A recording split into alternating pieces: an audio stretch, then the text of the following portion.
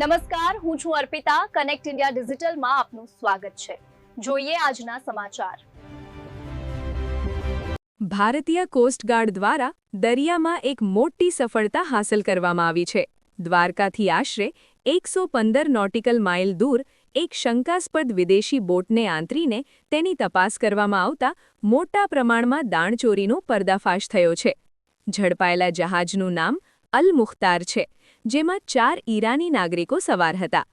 જહાજના હોલ્ડમાં તપાસ કરતા વિદેશી બ્રાન્ડની સિગારેટના આશરે 200 કાર્ટન એટલે કે અંદાજે 1 લાખ પેકેટ મળી આવ્યા છે.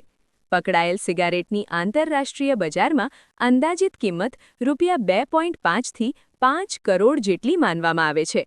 કોસ્ટગાર્ડ દ્વારા જહાજ અને 4 ઈરાની શખ્સોને પકડી લેવામાં આવ્યા છે.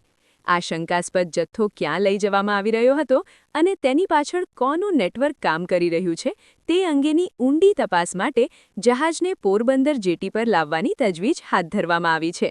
અહીં વિવિધ સુરક્ષા એજન્સીઓ દ્વારા સંયુક્ત પૂછપરછ કરવામાં આવશે.